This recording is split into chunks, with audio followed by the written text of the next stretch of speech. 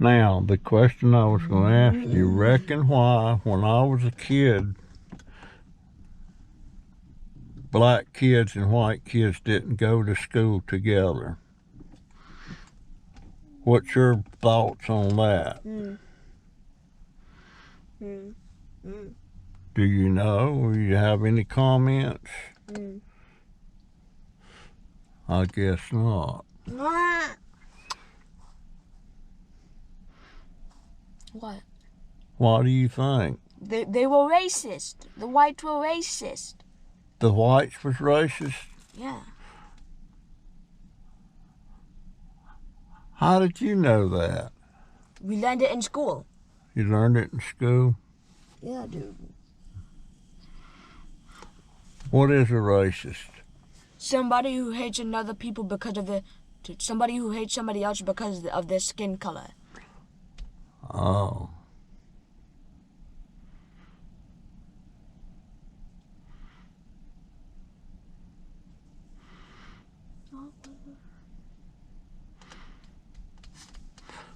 Well, buddy, I ain't racist. Am I?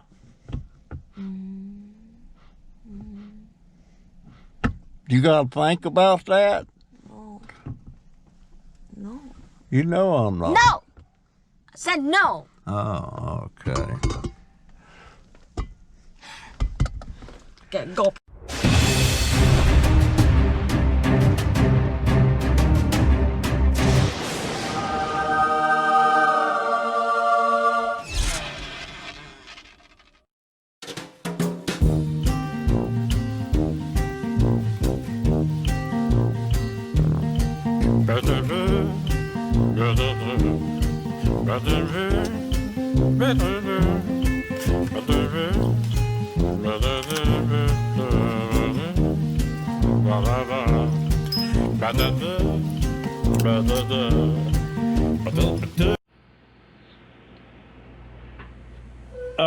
You know,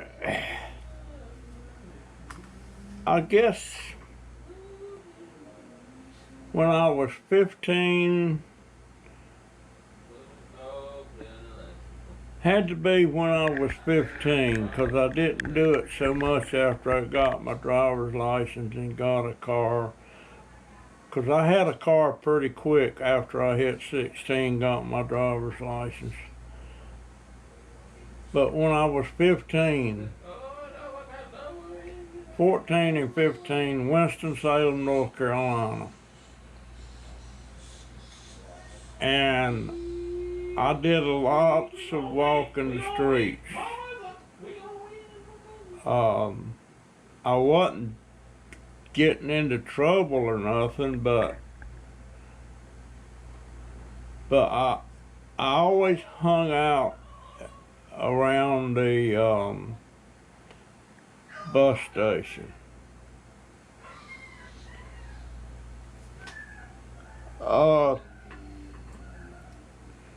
There was only, you know, back then you had Greyhound and you had Trailways.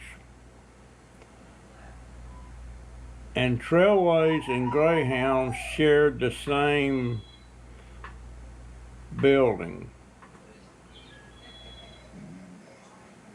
You know, and there was always buses coming in and going out. It was a busy bus station.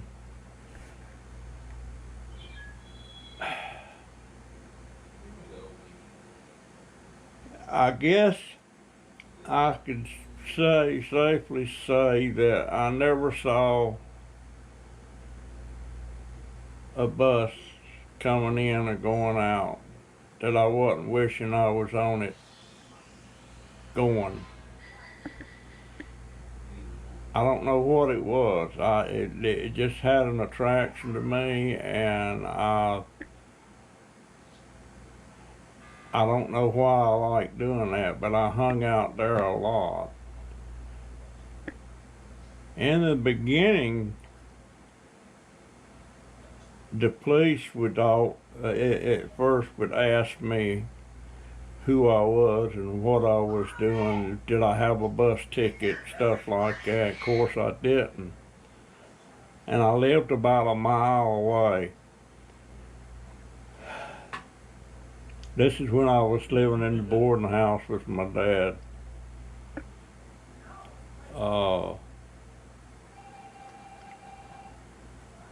But that's where I hung out.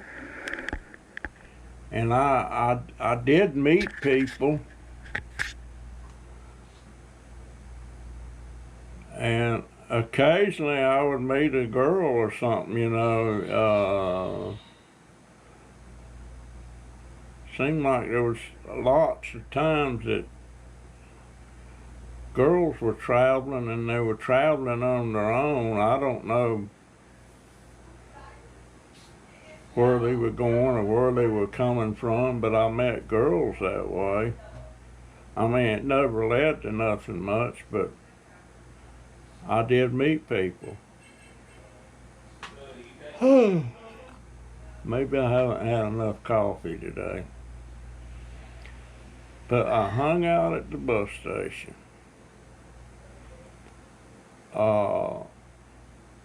And when I was in Jacksonville, Florida, when I run away from my dad when I was 17,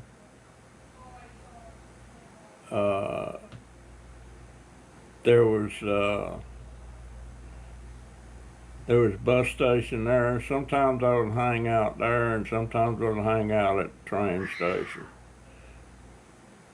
But not like I did when I was in Winston-Salem, because when I was in Winston-Salem at my dad and in the boarding house, it was close.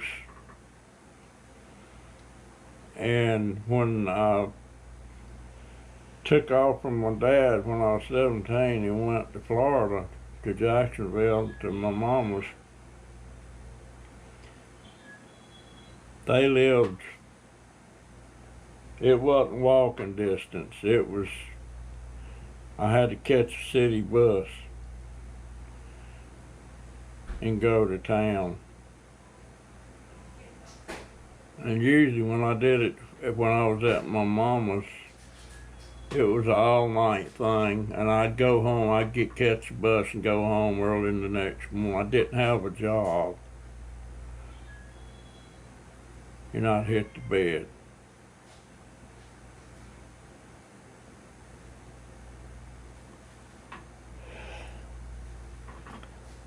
But that's just something I did, especially when I was in Winston-Salem. I was at the bus station all the time. Just hanging out. I wasn't spending any money much. I didn't have any money much. But it was just something about the bus or the train. I see one, I would wish I was on it and going somewhere.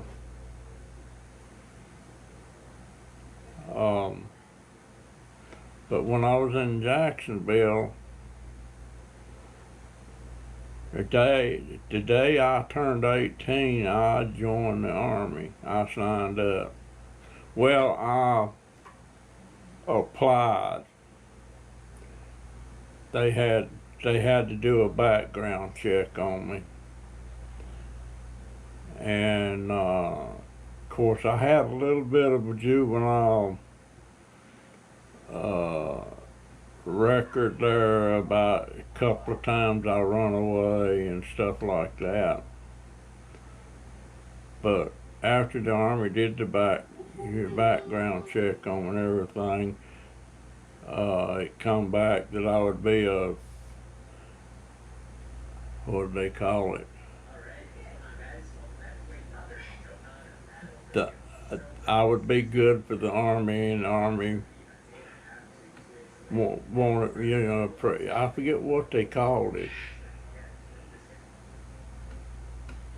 But I turned 18 on March 4th, of course, that was my birthday. And I was sworn in on March 18th. And along about March 25th, I think, is when I had to pack my bag, and they put a bunch of us on the troop train. Well, it was a train, but there was a lot of new enlistees on it and everything, and we went on the train to Fort Jackson, South Carolina. And that's when that was my adventure. I'm so glad I did that. I just wished I'd have made a different decision when I decided to take my discharge and get out.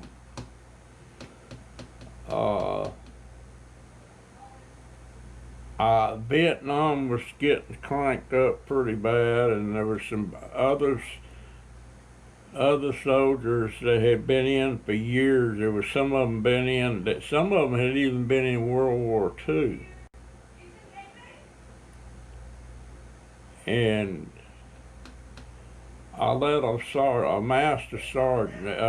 Actually, he was above. He was a sergeant major, and that's as high as you can go in the enlisted ranks. Without becoming an officer. A sergeant major, that's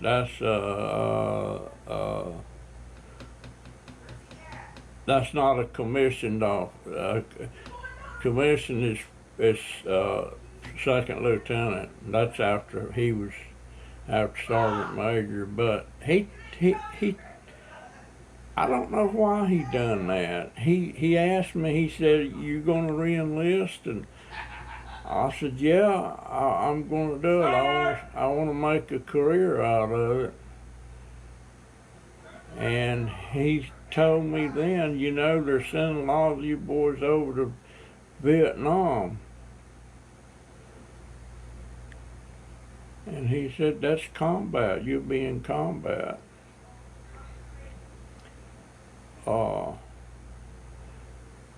But he talked me out of it.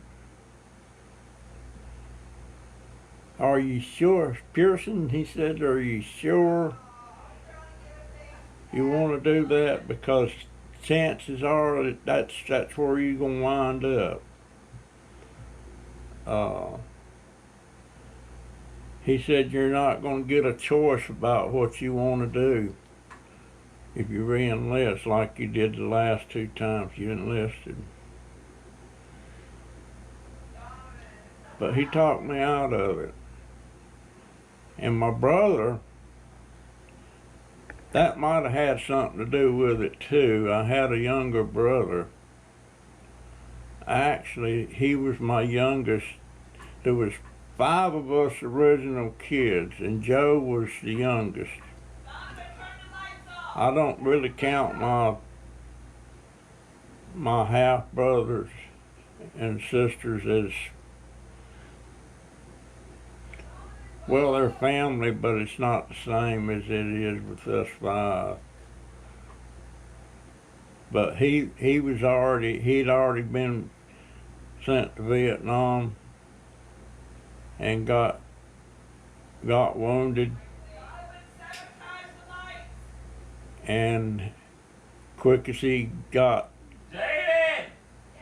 healed up and everything, they sent him back.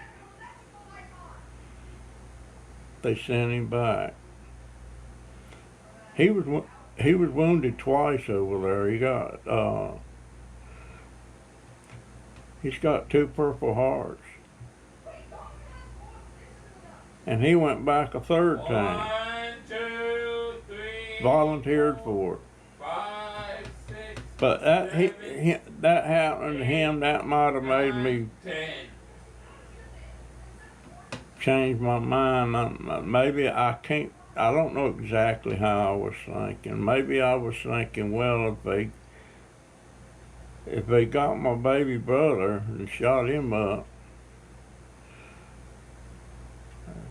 the same thing could happen to me. Maybe I'd even get killed. I'm not sure, but I know and that guy, that sergeant's name was Sergeant DeVoe. And he was a black guy. And he wasn't a natural American citizen. He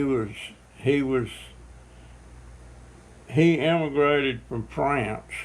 He was a French gentleman. Sergeant DeVoe. But he sure talked me out of it, and in hindsight, what I wish I'd have done, I wish I would have re-enlisted and you get a 30-day leave when you re-enlist, and took that leave and went back to the States to my future wife and married her, and then wherever they sent me, have her be in the same town. You know, you can bring your wife over there, depending on where you're at. If you went to Vietnam, you couldn't do it. You know, you couldn't go to a combat area. But I wish I maybe went that route and stayed in my 20 years. And sitting here thinking about it now, I would have been able to retire had I not got myself shot up and killed. I would have retired at 38 years old. I'd have had my 20 in. So 38, 48, 58, 68, 78, I would have been already retired. I've been drawing my pension, my check for the last 42 years and still drawing it. And my Social Security. So if everything had went all right, I would have been in good shape. But you don't know what happened. You know, I still married my wife, but it was after I got out and everything. But that sergeant talked me out of it. I had a wonderful time over there. Wonderful time. I was part of something, you know, and I'm very patriotic.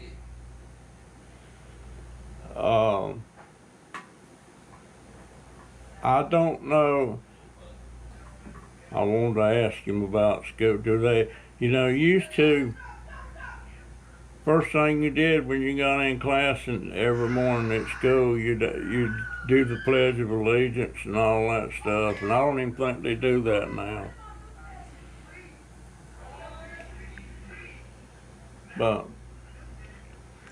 But I'm very patriotic. I'm not.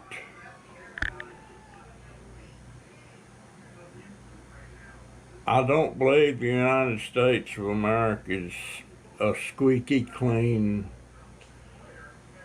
government anymore. You know, there's a lot of things that I thought the United States did no wrong, but we do wrong about a lot of things. And I won't get into that because I'll be getting into politics and stuff. I got to go outside yesterday. I wanted to, because I'm gonna have to go to the doctor on the 9th, and I wanted to be sure I could get in and out of the car and everything, you know. So I had my grandson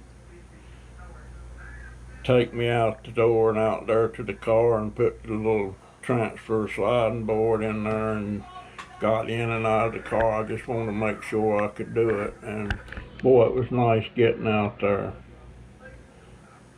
and we probably gonna do it again tomorrow. I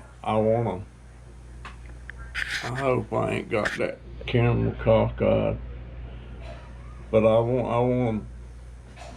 we want to see how, make sure it's very easy for me to get to the car and get in and out with my grandson doing it, so my daughter don't have to drive, get up at 2 o'clock every afternoon to go get Jaden at school.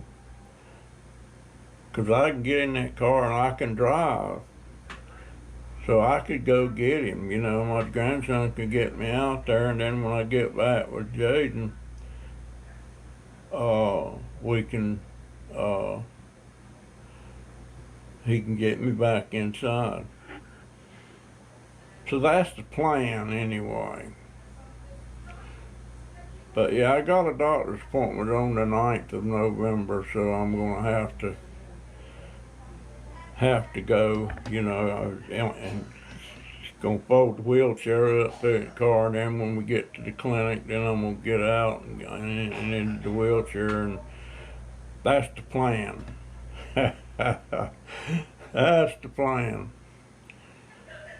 And as far as I'm moving and everything, I don't know what we're gonna do. We have to be out by the end of December.